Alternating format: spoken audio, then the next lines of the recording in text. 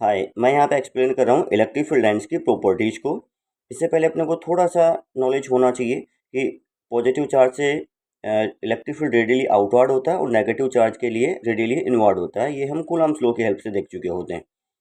तो ये दो प्रॉपर्टीज़ हैं अपने पास में और सर्टेन अदर प्रॉपर्टीज़ को ऐड करते हुए हम यहाँ पे स्टडी करते हैं। थोड़ा सा यहाँ पे ध्यान रखिएगा, इलेक्ट्रिक फील्ड लाइन्स का जो कॉन्सेप्ट है वो बेसिकली इलेक्ट्रिक फील्ड को पिक्चोरली विजुलाइज करने के लिए देखते हैं हम कि किसी रीजन में इलेक्ट्रिक फील्ड किस तरीके से, उसकी डेंसिटी किस तरीके से, क्या डायरेक्शन होगी।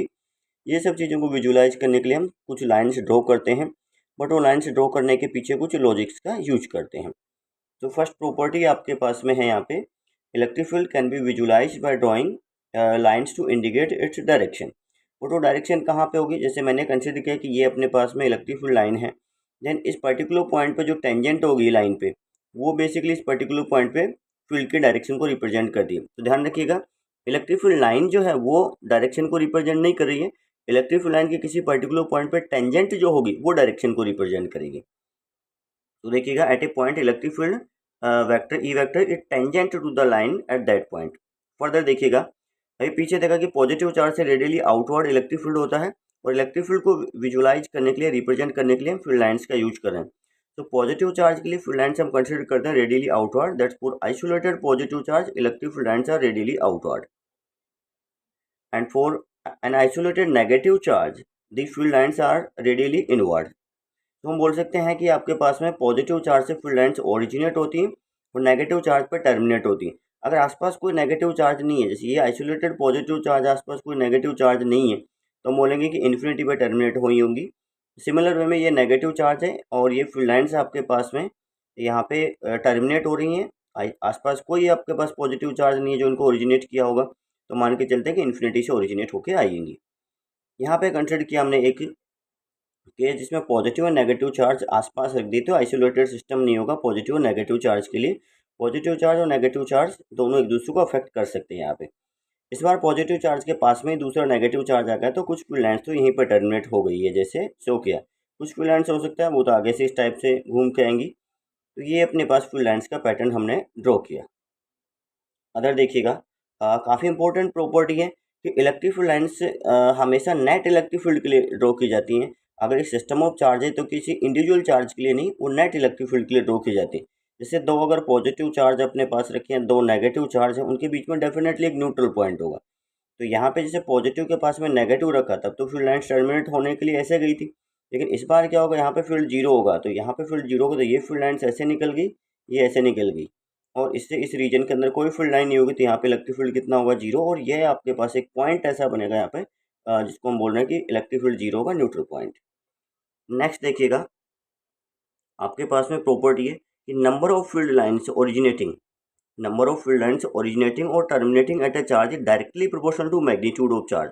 देखिएगा, पॉजिटिव चार्ज और नेगेटिव चार्ज जैसे यहाँ पे हैं, पॉजिटिव चार्ज से अपने पास कुछ फील्ड लाइन्स मैंने ड्रॉ की, नेगेटिव पर टर्मिनेट हो गई, एंड अदर जैसे कुछ इन्फिनिटी की तरफ जा रही हैं। यहाँ पे किसी चार्ज से जितना ज़्यादा फील्ड लाइन्स निकलेंगी, चार्ज का मैग्नीट्यूड उतना ही ग्रेटर कंसिडर कर दें। तो ये पॉजिटिव चार्ज आपके पास में 1 2 3 4 5 6 यहाँ पे लाइन्स हमने कंसिडर की हैं। पॉजिटिव चार्ज के लिए 1 2 3 4 5 6 7 8 8 है, सॉरी 8 फील्ड लाइन्स है। एंड देन आपके पास यहाँ पे देखें नेगेटिव चार्ज पे 6 फील्ड लाइन्स है, तो Q1 और Q2 के मैग्नीट्यूड्स का जो रेशियो होगा दैट विल बी 8:6 और 4/3। नेक्स्ट देखिएगा, इलेक्ट्रिक फील्ड लाइन्स पे जब टेंजेंट किया, ड्रॉ किया किसी पॉइंट पे, तो टेंजेंट रिप्रेजेंट करी थी इलेक्ट्रिक फील्ड की डायरेक्शन को। और यहाँ पे हम बात करें मैग्नीट्यूड की, इलेक्ट्रिक फील्ड लाइन्स की डेंसिटी किसी रीजन में, वो रिप्रेजेंट करता है आपके पास में इलेक्ट्रिक फील्ड के मैग्नीट्यूड को। High density that means strong electric field, low density that means weak electric field. जैसे एक पॉजिटिव चार्ज का एग्जाम्पल लिया, पॉजिटिव चार्ज से आपके पास में यहाँ पे इलेक्ट्रिक फील्ड लाइन्स निकलेंगी। डेंसिटी का मतलब यहाँ पे यूनिट एरिया से है, तो एक तो ये एरिया लिया हमने 4 पाई, चलिए R1 स्क्वायर, एक एरिया यहाँ पे लिया 4 पाई R2 स्क्वायर। इस वाले पार्ट का रेडियस कम है, इस वाले पार्ट का रेडियस ज़्यादा है, लेकिन फील्ड लाइन्स दोनों से इक्वल है। तो यहाँ पे अपने पास में इलेक्ट्रिक फील्ड लाइन्स की डेंसिटी क्या है, ज़्यादा है, और यहाँ पे कम है, इसलिए हम बोलेंगे कि यहाँ पे अपने पास इलेक्ट्रिक फील्ड स्ट्रॉन्ग है और यहाँ पे वीक है। नेक्स्ट देखिएगा, पीछे हमने देखा वही प्रॉपर्टी है, किसी पर्टिकुलर पॉइंट पे जो टेंजेंट ड्रॉ करेंगे वो अपने पास इलेक्ट्रिक फील्ड की डायरेक्शन को रिप्रेजेंट करता है। Direction of electric field at a point is given by direction in which electric force act on A positive charge. देखिए, ऐसा हमने किसी पार्टिकल को छोड़ा इलेक्ट्रिक फील्ड में। इस पॉइंट पे देखा तो देखा कि फोर्स इस डायरेक्शन में लगा, पॉजिटिव चार्ज पे इलेक्ट्रिक फील्ड के डायरेक्शन में लगता है। और हमने बोला कि अपने पास में इलेक्ट्रिक फील्ड लाइंस पे जो टेंजेंट होगी वो इलेक्ट्रिक फील्ड की डायरेक्शन को रिप्रेजेंट करता है, तो फोर्स भी इसी डायरेक्शन में लगेगा। तो चेक करने के लिए हम ऐसा बोल सकते हैं कि पर्टिकुलर पॉइंट पे हमने पॉजिटिव चार्ज रखा और उस पर फोर्स इधर लगा, दैट मीन्स इस पॉइंट पे इलेक्ट्रिक फील्ड की डायरेक्शन ये होगी। देखिएगा, electric field lines are also known as electric line of force because ये किसी पर्टिकुलर पॉइंट पे फोर्स की डायरेक्शन को रिप्रेजेंट करती है। ये तो जैसे आइसोलेटेड पॉजिटिव चार्ज ऐसा रहा, फिर पॉजिटिव के पास में नेगेटिव हमने ऐसा रखा। इस पर्टिकुलर पॉइंट पे जो है पॉजिटिव चार्ज रखेंगे तो उसमें फोर्स इस डायरेक्शन में लग रहा था, हमने बोला फील्ड की डायरेक्शन इधर होगी। फर्दर देखिए, पीछे हमने नोट किया कि इलेक्ट्रिक फील्ड लाइन्स हमेशा नेट इलेक्ट्रिक फील्ड के लिए ड्रॉ की जाती है और नेट इलेक्ट्रिक फील्ड का हमेशा एक ही डायरेक्शन होगा, इसलिए फील्ड लाइन्स कभी भी एक दूसरे को कट नहीं कर सकती। अगर दो फील्ड लाइन्स एक दूसरे को कट करेंगे तो इस पॉइंट पे जो टेंजेंट होगी उसके अकॉर्डिंग इलेक्ट्रिक फील्ड इधर होगा, इस पॉइंट पे जो टेंजेंट होगा उसके अकॉर्डिंग इलेक्ट्रिक फील्ड यहाँ पे होगा। और इलेक्ट्रिक फील्ड वेक्टर क्वांटिटी है वो अपने पास नेट इलेक्ट्रिक फील्ड के लिए ड्रॉ की जाती हैं इलेक्ट्रिक फील्ड लाइन्स, तो हमेशा एक ही डायरेक्शन होगी, दो नहीं हो सकती, तो ये पॉसिबल नहीं है। तो इलेक्ट्रिक फील्ड लाइन्स कभी भी कट नहीं करती एक दूसरे को। देखिएगा, electric field lines static charges का, अभी हम इलेक्ट्रोस्टैटिक्स की बात करें, आगे अपने पास एक इंडिविजुअल इलेक्ट्रिक फील्ड और आएगा, वहाँ पे कुछ प्रॉपर्टीज चेंज हो जाती हैं। ये स्टैटिक चार्जेज का फील्ड जो है पॉजिटिव या नेगेटिव, ये कभी क्लोज लूप नहीं बनाता। जैसे काफ़ी स्टूडेंट्स को ऐसा लगता है कि ये पॉजिटिव नेगेटिव, यहाँ से फील्ड लाइन ऐसे गई, यहाँ से फील्ड लाइन ऐसे गई, ये तो क्लोज लूप होगा ना लूप, इसको क्लोज लूप नहीं बोलते। क्लोज लूप बोलते हैं कि आपके पास में अगर यहाँ से चला एरो हमेशा एक ही डायरेक्शन में, कि ऐसे जाए फिर ऐसे घूम के आ जाए, इसको क्लोज लूप बोलेंगे हम। अगर ऐसा बना हुआ है इसको क्लोज लूप नहीं बोलेंगे, ये क्लोज लूप अपने पास में कि एरो ऐसे ही चलता रहे। If a positive charge is allowed to move very slowly under in influence of electric field, the path followed by positive charge electric field lines। देखो, अगर इलेक्ट्रिक फील्ड लाइन्स आपके पास में और स्लोली मूव कर रहे हैं तो जैसे आपके पास जो फोर्स लग रहा है इस डायरेक्शन में, फिर चेंज कर जाए, डायरेक्शन चेंज कर जाए, तो वो इलेक्ट्रिक फील्ड लाइन को फॉलो कर लेगा।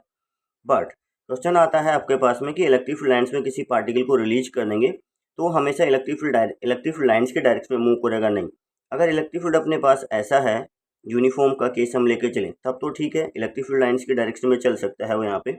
बट अगर ऐसा केस हुआ, इन दैट केस क्या हो, यहाँ पे चार्ज पार्टिकल को रिलीज किया, फोर्स इधर लगेगा because of electric field line यहाँ पे। फिर नेक्स्ट पॉइंट पे जाएंगे, वेलोसिटी गेन कर चुका होगा पार्टिकल इधर, नेक्स्ट पॉइंट पे क्या होगा, फिर से टेंजेंट इधर आएगी, फोर्स यहाँ पे लग रहा होगा। तो बेसिकली आपके पास में ये टेंजेंट और ये टेंजेंट डिफरेंट हो जाएंगे। जैसे इस टेंजेंट को देखे यहाँ पे, इस टेंजेंट पे यहाँ पे, तो पार्टिकल पे यहाँ पे फोर्स इस डायरेक्शन में लग रहा था, यहाँ पे इस डायरेक्शन में। अब ये फोर्स के कारण कुछ वेलोसिटी गेन कर चुका हो तो वेलोसिटी की जरूरी नहीं किसी डायरेक्शन में, वो कहीं और आ सकती है, बीच में आएगी, डायरेक्शन यहाँ पे कंटिन्यूसली चेंज होता रहेगा। फर्दर देखिएगा, जब भी अपने पास मीडियम का चेंज आता है, जैसे हम बात करते हैं कि मीडियम की प्रेजेंस में इलेक्ट्रिक फील्ड जो है E divided by epsilon R आता है और ये नेट इलेक्ट्रिक फील्ड के लिए ड्रॉ की जाती हैं। तो जैसे इंडक्शन वगैरह के केसेज अपने पास आ जाए कि डाइलेक्ट्रिक हमने डाल दिया और उसमें अपने पास एक एक्सटर्नल इलेक्ट्रिक फील्ड लगाया था, अब कुछ आ जाएगा इंड्यूज इलेक्ट्रिक फील्ड, तो यहाँ पे अपने पास इलेक्ट्रिक फील्ड इंड्यूज के कारण नेट कम हो जाएगा, तो हमें फील्ड लाइन्स की जो डेंसिटी है उसको भी कम करना पड़ेगा यहाँ।